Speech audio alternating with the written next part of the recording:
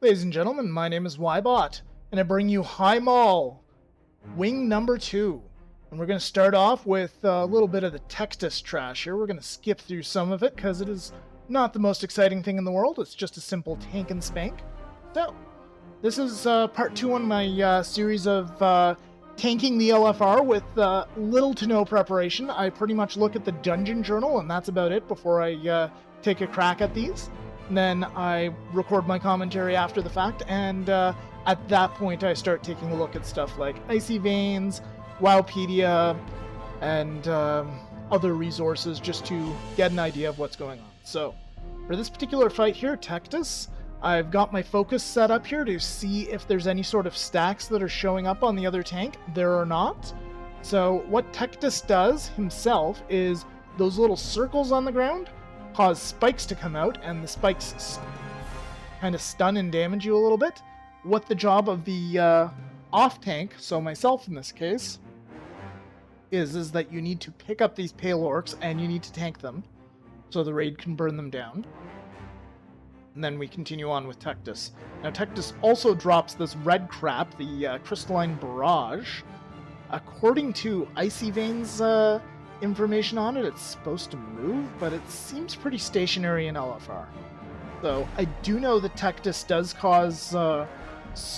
he does have another ability that causes rocks to be kind of there permanently. So what Icy Veins advises is tank him in the center of the room, and Phase 1 is getting him down to no health and dealing with these pale orcs that come in periodically. And then Phase 2, he splits off into 2 separate shards, which need to be tanked individually, so 1 tank per shard.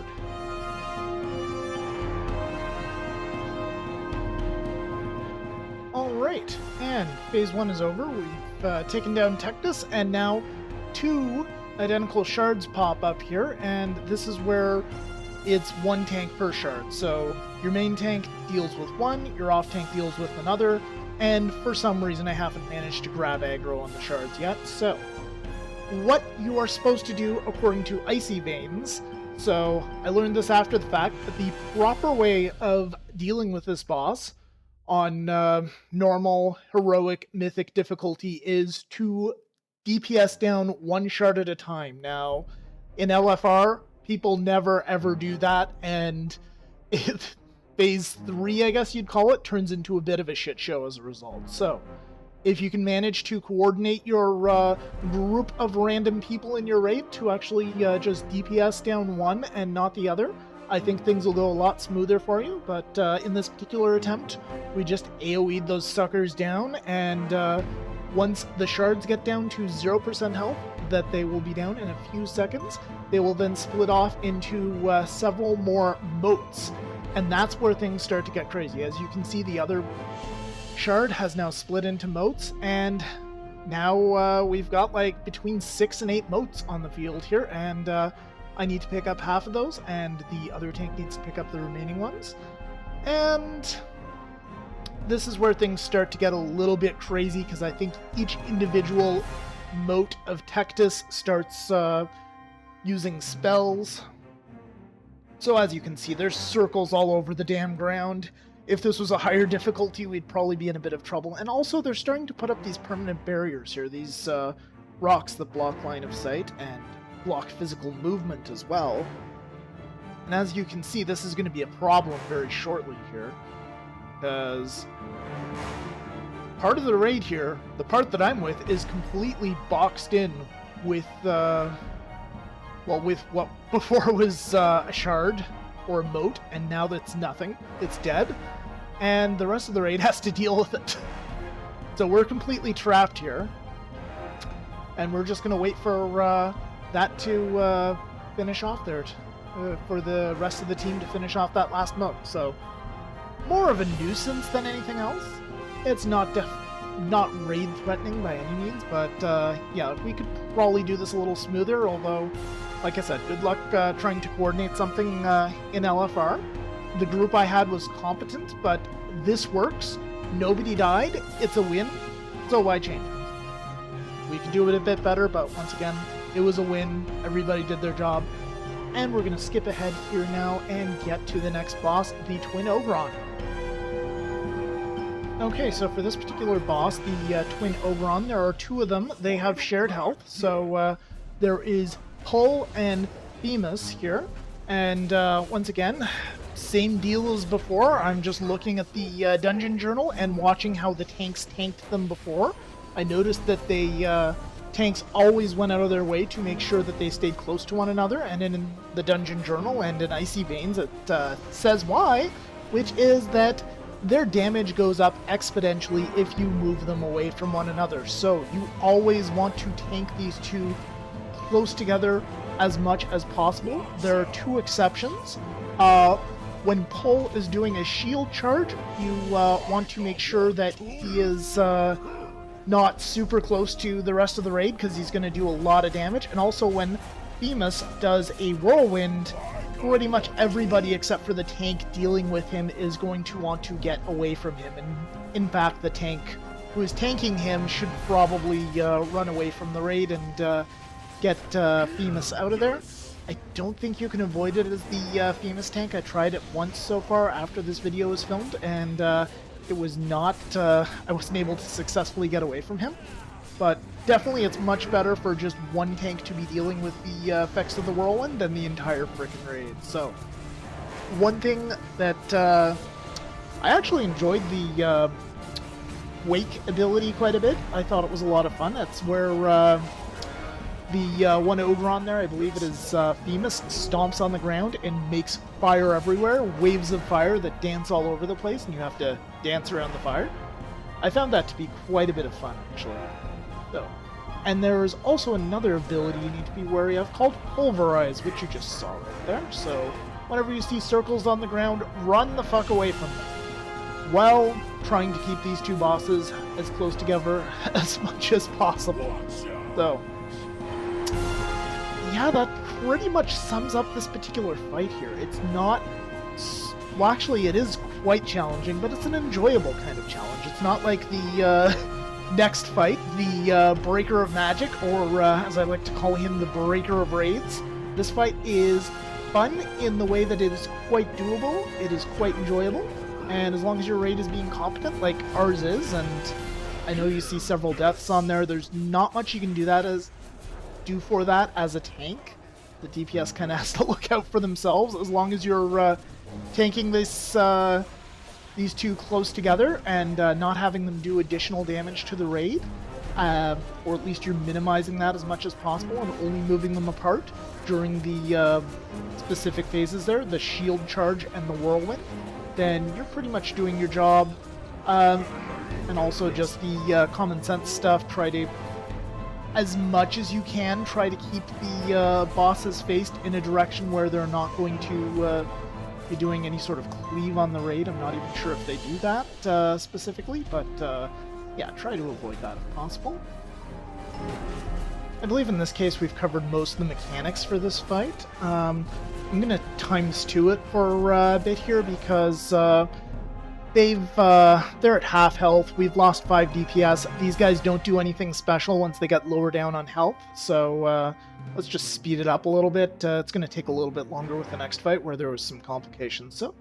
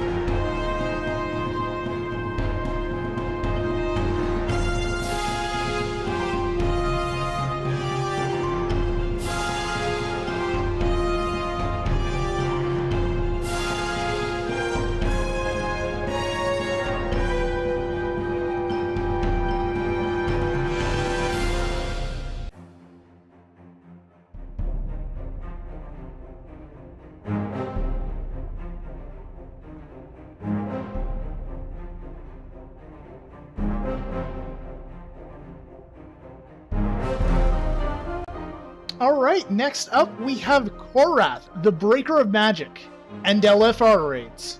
So, we're going to see, this is the first real roadblock I've run into with LFR, so we're going to examine some fail first, some delicious fail, and this one right here, this actual attempt on Korath is separate from the previous two. This was actually done beforehand, and they just pulled me in here to tank this particular guy, and yeah, some things went south. Starting here, this is very important. I died unnecessarily. Let's actually check back here and see what the fuck happened there.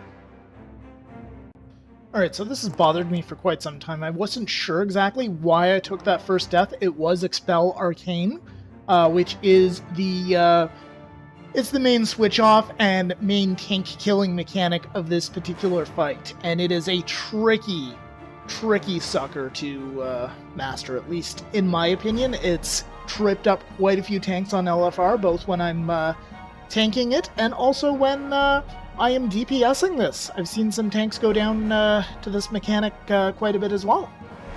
So, what happens here with Expel Arcane is that our other tank just died to it as well. What happens is that you periodically explode out a cloud of damaging energy. If you continue to stand in that energy, and indeed if the rest of the raid is in that energy, then you take a high amount of damage and you die very quickly. So, the way to stay alive in this particular case is that you run around constantly, but not too far, because if you run too far, you will get away from your healers and you may die anyway if you cause any trip-ups. But that's how you take the most minimal amount of damage possible, is to run around, kind of run around in circles, basically, when you have Expel Arcane on you, is a big problem. And there you go. I think I did it right that time, for the most part. Not less than ideal, but my healers are good enough to keep me alive through that.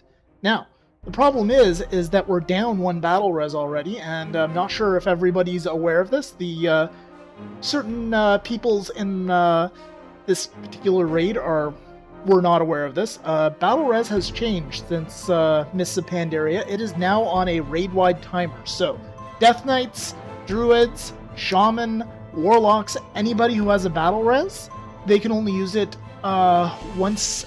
I believe it's every 4 minutes. I'll have to check on that later on, but it's only once every certain number of minutes, so that kind of restricts you to how many critical members of your raid can die. And this is a problem for people when there's mechanics that can kill your essential tanks or healers, because it can wipe your entire raid. It can cause a cascade that just knocks your entire raid right down. And this is kind of what happened here, is that I died.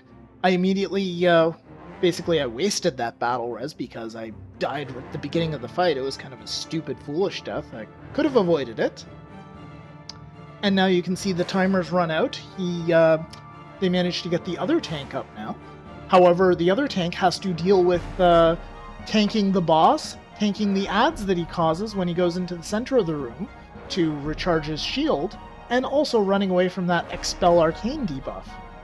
So he's got an awful lot to contend with, and ideally what you want to be doing as the two tanks is when one of them gets the Expel Arcane debuff, you tank switch, and the one who has the debuff runs away from the raid and tries to keep himself alive while the other one takes up tanking. And when this particular phase happens, when he's charging up his shield, you'll want to have both tanks pick up the ads. So anyway, at this point, it was ×2'd a while ago, because really it was, technically, if you want to be snotty about it, it was a wipe when I took my first death, or when the other tank took his first death. I will accept full responsibility for this wipe, even though nobody in the chat there is blaming me. Unfortunately, the poor battle resers are taking the brunt of this one. I did try at one point there to just clarify and be like, yeah, this is actually a mechanical thing. The battle resers can't bring us back to life, because that's how the game is designed now. So anyway, let's go through this properly, and let's take a look at how you should do things with this particular fight. So, the boss has his caustic energy shield, I believe it is called. He drops these silencing zones that you've probably seen before in Highmaul. So I think as the fight goes on, there's more and more of those suckers, so it gets harder and harder to position the entire raid. And there you go. You see I'm affected by the by that energy there, and those fields do not... And I've died again. Those nullification fields do not, in fact, help with the caustic energy, with the Expel Arcane. I was trying that. And that's one battle res wasted here on friggin' Expel Arcane. So, healers and tanks, be prepared for this. Tanks, you're going to need a little bit of practice probably with this one, because, like I said, I've seen quite a few tanks run into problems with this, and quite frankly, it's not really helping, because there's no reason to come back to Highmaul now that Blackrock Foundry is open, except to just get some gold. And also collect those frickin' stone fragments as well. Alright, so this time I did it successfully. I took no damage. This is what you're supposed to do when you have Expel Arcane on. And I stopped there and you see that I started to take damage, so you kind of leave like a trail of arcane explosions in your wake that do damage to you. So, that execution it wasn't perfect, but it was a lot better. I took very little damage, relatively speaking. And now we're picking up the adds. Everything's going a lot smoother here. But, yeah, as I said before, this guy is the breaker of raids. And he starts by breaking your tanks. Okay. And the best thing about him, too, is that he gets so freaking frustrating because you can survive for quite a long amount of time without any tanks. So you feel like you've got the chance, but you don't. And there we go. There's Expel Arcane again, and this time I'm running away. I've got the boss on me still, and ooh, I'm taking a lot of damage. My healers were good enough for that one to help me live through it. So, something for anybody who's playing a healer class as well, who's watching these videos. When Expel Arcane shows up on one of your tanks, then you want to make sure that you've got some serious heals coming their way. And also, as you've probably seen for quite a while there, I've got my set focus to be the other tank. As soon as you see that debuff, you grab the boss immediately, if you can. And that will help out quite a bit with just smoothing things over for the raid. So ideally, as soon as the one tank gets the Expel Arcane, taunt him off that tank, and go ahead and just tank him while the other tank deals with that debuff, and things should go a lot smoother. Now, for those adds, according to the Icy Veins guide, what you're supposed to do with them is you're supposed to pull them into the circles, and then you kill them in the circles, so that they don't do damage to the rest of the raid. And I unfortunately did not do that, and once again, Expel Arcane killing me again. So, but yeah, with these adds right here on Raid Finder difficulty, it seems like you just AoE them down once you grab them. I think that's worked pretty well so far, which, thank you Blizzard for doing that, because, quite frankly, for the tanks, they've got enough to deal with in this particular fight. I declare this one to be the hardest fight in the entire instance of Highmaul, and I've done Imperator Martok. I've tanked him. It was successful first try, so, and he was fairly clear-cut on what you needed to do there, so it was challenging. It had a lot of fun mechanics, but it was fairly clear on what needed to be done. So there's one mechanic here, that Expel Arcane mechanic, that I have come to loathe, is what causes all of these problems here. So, keep that in mind. Make sure that both tanks are aware of it is helpful. I mean, there's fairly little communication right now in LFR between tanks, but definitely make sure that you yourself are aware of that. And also, don't be afraid to fail. the raid in this particular case.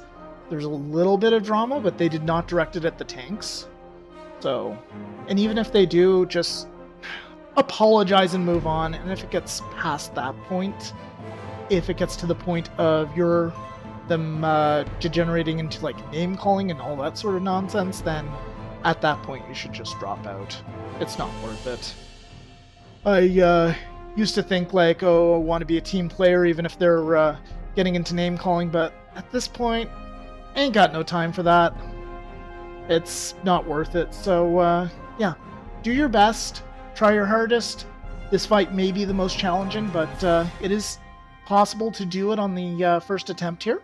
You just need to make sure that you are aware of the danger there. And now that you're aware of the danger, I've said it 500,000 times, you should be in good shape. Alright, so that covers Highmaul Wing 2. I'll have Wing 3, which just consists of one boss, Imperator Martok. And that one will be up within the next week, guys. Thank you very much for watching. If you liked this video, if you found it useful, please subscribe to my channel. Please watch my other videos if you want to see more stuff like this. You can also follow me on Twitter at @YBotPowered. Anyway, thanks for watching. I'll see you next time.